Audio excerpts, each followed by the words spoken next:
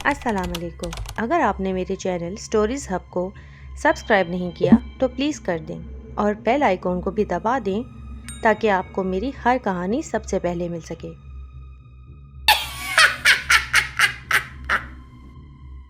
کہنے کو جارج میرا دوست تھا، لیکن میں اس کے ساتھ کسی تقریب میں نہیں جاتا تھا۔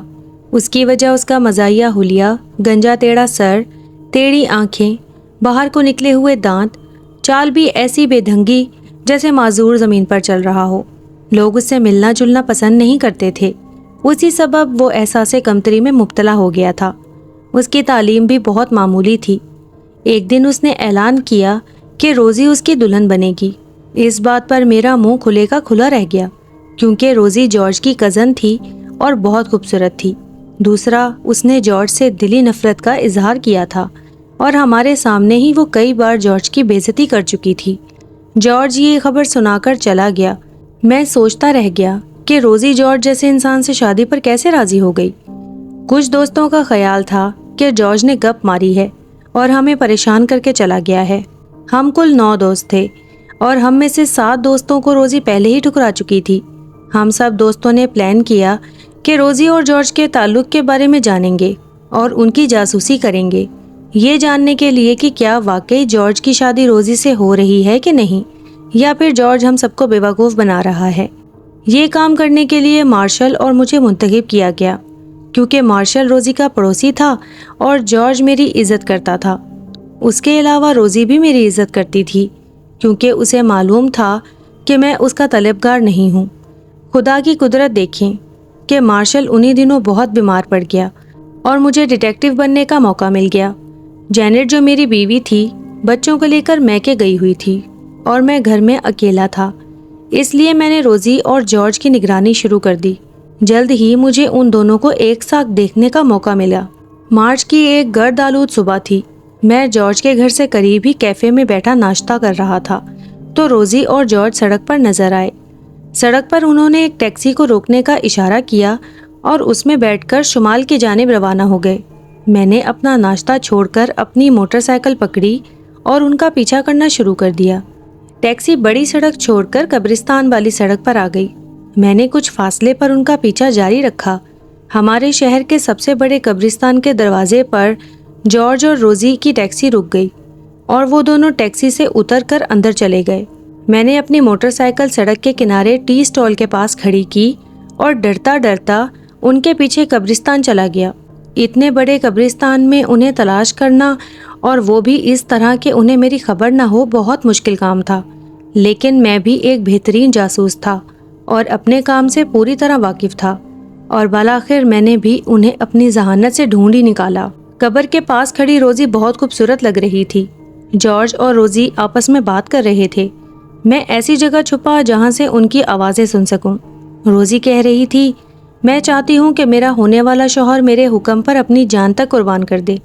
تم جب چاہو مجھے آزما سکتی ہو، جارج نے عقیدت مندانہ لہجے میں کہا۔ روزی نے کہا، مجھے تم پر اعتماد ہے۔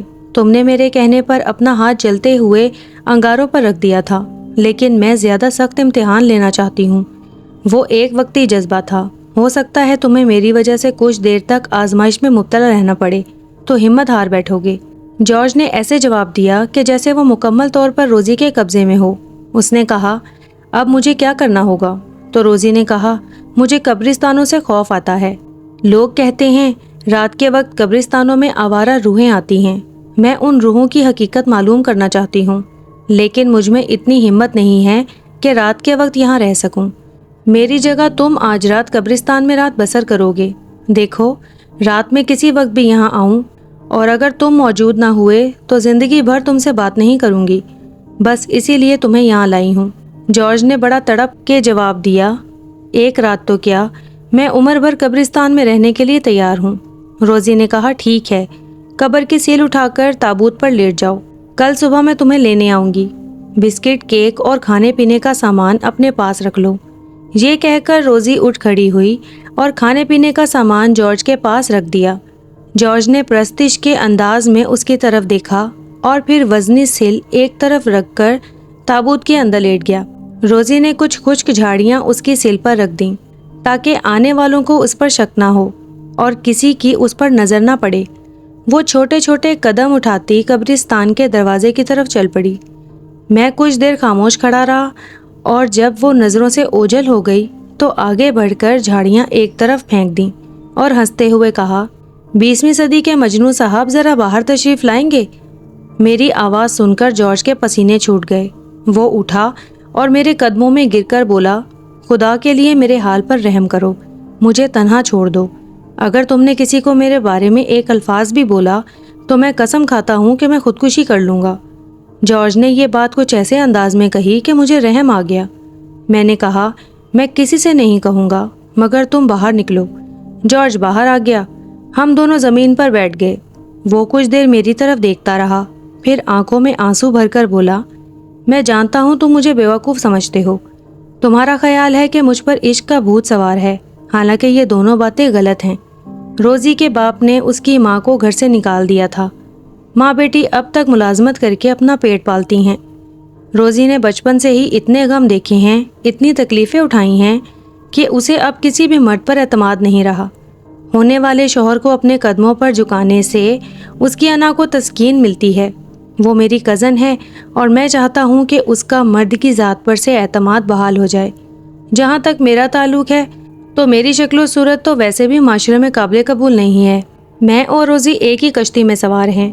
اسے اعتماد چاہیے اور مجھے کوئی ایسا وسیلہ جس کے ذریعے میرا اعتماد اپنی ذات پر بحال ہو سکے اور احساس کمتری دور ہو جائے۔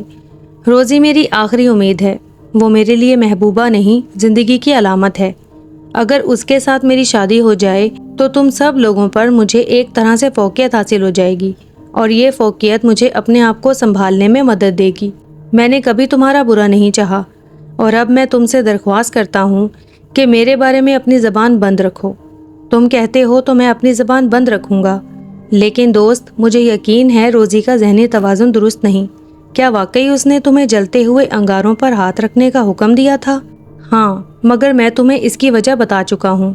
اس کے علاوہ میں اس کی خواہش پر چلتی گاڑی سے چھلانگ بھی لگا چکا ہوں اور بڑے پل سے دریا میں بھی کود چکا ہوں۔ ایک بار تو اس نے مجھے رسی کی مدد سے تیسری منزل سے زمین پر آنے کا حکم بھی دیا تھا اور میں نے اس کے حکم کی تعمیل میں اپنا ایک گھٹنا زخمی کر لیا تھا۔ تمہیں یاد ہوگا میں نے تم لوگوں کے سامنے جھوٹ بولا تھا کہ گولف کھیلتے ہوئے چوٹ لگی ہے۔ پچھلے ہفتے روزی کے ہاتھ ایک کتاب لگی جس میں یوگا کی ورزشیں لکھی تھی۔ اس نے مجھے وہ ورزشیں کروائیں اور ایک ایکسرسائز میں تو میں سر کے بل گھنٹے تک دیوار کے ساتھ کھڑا رہا۔ روزی نے وعدہ کیا ہے کہ وہ جلد ہی شادی کے لیے اپنی ماں سے بات کرے گی۔ شاید یہ آخری امتحان ہو، کیونکہ اس منتھ کی 20 تاریخ کو روزی کی برتھ ڈے ہے اور وہ چاہتی ہے اس موقع پر ہماری شادی ہو جائے۔ میری سمجھ میں کچھ نہیں آ رہا تھا، جارج کی تعریف کروں یا اس کی بیوقوفی پر کہکہے لگاؤں۔ اس نے میری اتنی خوشامد کی کہ مجھے اپنے بچوں کی قسم کھا کر وعدہ کرنا پڑا کہ میں کسی سے اس واقعے کا ذکر نہیں کروں گا۔ اس کی خواہش پر میں نے دوبارہ اسے قبر میں لٹا دیا اور اس کے اوپر خشک جھاڑیاں بکھیر دیں۔ تیسرے روز وہ کلب میں آیا تو روزی اس کے ساتھ تھی۔ اسی شام ان کی منگنی ہو گئی۔ شادی کے لیے 20 تاریخ مقرر کی گئی تھی۔ اس دوران حسب وعدہ میں نے کسی سے جارج کے بارے میں ذکر نہیں کیا۔ وہ مجھ سے بہت خوش تھا۔ ایک بار تو وہ روزی کو ساتھ لے کر میرا شکریہ ادا کرنے میرے گھر بھی آیا۔ 16 مارچ کی شام کو اس نے مجھے فون کیا کہ میں ریلوے اسٹیشن پر پہنچ جاؤں۔ وہ مجھ سے ایک ضروری بات کرنا چاہتا ہے۔ میں نے حامی بھر لی۔ وہ اور روزی پلیٹ فارم پر میرے منتظر تھے۔ روزی کا چہرہ اترا ہوا تھا۔ جارج بولا، میرے استاد اور دادا جان کے نہایت قریبی دوست کا خط آیا ہے اور وہ سخت بیمار ہیں۔ مجھے ہر صورت انہیں دیکھنے جانا ہوگا۔ روزی پریشان ہے۔ اس کا خیال ہے کہ میں 20 تاریخ کی صبح 11 بجے تک واپس نہیں آ سکوں گا۔ اس طرح شادی کا پروگرام ملتوی ہو جائے گا۔ تم اسے تسلی دو۔ روزی ٹھیک کہتی ہے۔ میں نے فوراً کہا، ہو سکتا ہے ان کی طبیعت زیادہ خراب ہو جائے اور تمہیں وہاں رکنا پڑ جائے۔ یہ کیسے ہو سکتا ہے؟ میں ہر قیمت پر شادی کے وقت سے پہلے پہنچ جاؤں گا۔ ادھر کی دنیا ادھر ہی کیوں نہ ہو جائے، تب بھی وہاں نہ رکوں گا۔ اس نے اپنے الفاظ پر زور دے کر کہا۔ میں نے روزی کو تسلی دی مگر وہ آخری وقت تک یہی کہتی رہی، جارج تم نہ جاؤ۔ نہ جانے کیوں میرا دل کہہ رہا ہے ہماری شادی ملتوی ہو جائے گی کیونکہ تم وقت پر نہ پہنچ سکو گے۔ جارج ہنس دیا اور مجھے روزی کا خیال رکھنے کی نصیحت کر کے گاڑی میں سوار ہو گیا۔ میں نے روزی کو موٹر سائیکل کے پیچھے بٹھایا اور اس کے گھر چھوڑ دیا۔ 20 تاریخ کی صبح ہم سب 9 بجے ہی گرجا گھر پہنچ گئے۔ 9:30 تک روزی بھی دلہن کے لباس میں اپنی ماں اور چند دوسرے رشتہ داروں کے ساتھ آن پہنچی۔ کئی بار ہم نے جارج کے گھر معلوم کیا مگر پتہ چلا وہ اب تک نہیں واپس لوٹا۔ روزی نے مجھے بتایا رات اس کا خط موصول ہوا تھا، وہ صبح 7 بجے والی گاڑی سے پہنچ رہا ہے۔ 9:30 تک اس کا نہ پہنچنے کا مطلب یہ تھا کہ اب وہ 10 بجے والی گاڑی میں آئے گا۔ 9:45 پر میں موٹر سائیکل پر فوراً اسٹیشن روانہ ہوا تاکہ اسے سواری لینے میں دیر نہ ہو جائے۔ گاڑی 3 منٹ تک لیٹ تھی۔ 10 منٹ تک گاڑی اسٹیشن پر رکی رہی۔ میں نے ایک ڈبہ چھان مارا لیکن جارج مجھے کہیں نہیں ملا۔ مایوس ہو کر میں اسٹیشن سے نکلا اور گرجا گھر کی طرف روانہ ہوا۔ دروازے پر مجھے مارشل مل گیا۔ میں نے اسے دیکھتے ہی بلند آواز سے کہا، جارج نہیں آیا۔ مارشل نے بتایا، جارج تو خیر پہنچ گیا ہے، البتہ اس کی حالت قابل رحم ہے، شاید ٹریفک کے حادثے میں شدید زخمی ہوا ہے۔ جب ہم دونوں اندر پہنچے تو شادی کی رسومات ادا ہو رہی تھیں، لیکن حاضرین کے چہرے پر خوف کے اثرات تھے۔ جارج واقعی روزی کے پہلو میں موجود تھا، لیکن اف خدایا، اس کا رنگ پیلا تھا، کپڑے خون سے تر تھے، ایک بازو ٹوٹ گیا تھا اور کندھے پر بہت بڑا زخم تھا۔ وہ بار بار اپنی گردن سیدھی کرنے کی کوشش کر رہا تھا، جیسے اس کی گردن ٹوٹ گئی ہو۔ مارشل نے مجھے بتایا 10:03 پر وہ دوڑتا ہوا گرجا گھر میں داخل ہوا اور جب لوگوں نے اس سے پوچھنا چاہا کہ تم نے یہ اپنی کیا حالت بنا رکھی ہے تو اس نے انگلی لبوں پر رکھتے ہوئے انہیں خاموش رہنے کا اشارہ کیا اور پادری کی طرف دیکھا جیسے کہہ رہا ہو آپ شادی کی رسومات شروع کریں۔ روزی نے اس کی حالت دیکھی تو بے ہوش ہو کر گرنے لگی۔ جارج نے اس کو سہارا دیا۔ حاضرین بھی خوفزدہ تھے۔ نہ جانے جارج کی آنکھوں میں کیا جادو تھا کہ کوئی شخص زبان سے کچھ نہ کہہ پا رہا تھا، یہاں تک کہ پادری بھی خاموشی سے اپنے فرائض انجام دے رہا تھا۔ دولہا دلہن باہر نکلے تو کسی نے بھی ان پر پھول نہیں برسائے، پھولوں کے ہار لوگوں کے ہاتھوں میں ہی رہ گئے۔ دونوں گاڑی میں بیٹھ گئے اور گاڑی گھر کی طرف چل دی۔ ہم چند دوست بھی یہ جاننے کے لیے جارج کے پیچھے چل دیے کہ یہ حادثہ کیسے پیش آیا۔ مارشل کا خیال تھا کہ جارج گاڑی سے اترا اور راستے میں اسے یہ ٹریفک حادثہ پیش آ گیا، لیکن میں یہ تسلیم کرنے کو تیار نہ تھا کیونکہ میں نے گاڑی کا ایک ڈبہ تلاش کیا تھا۔ جب ہم جارج کے گھر پہنچے تو سڑک پر ایک کہرام مچا ہوا تھا۔ جارج کے پڑوس میں ہی اس کی ماں رہتی تھی اور وہ اپنے بال نوچ رہی تھی۔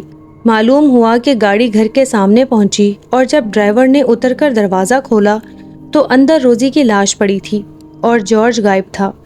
رشتہ داروں کا خیال ہے جارج نے راستے میں روزی کا گلا گھونٹ دیا ہے اور چلتی گاڑی سے کود کر بھاگ گیا ہے، لیکن میں جانتا تھا کہ وہ ایسی حرکت نہیں کر سکتا۔ ہم نے اسے سارے شہر میں تلاش کیا مگر کامیابی نہ ہوئی۔ پولیس والوں نے روزی کی لاش پوسٹ مارٹم کے لیے بھیج دی۔ دوپہر کے وقت پوسٹ مارٹم کی نتائج بھی آ گئے۔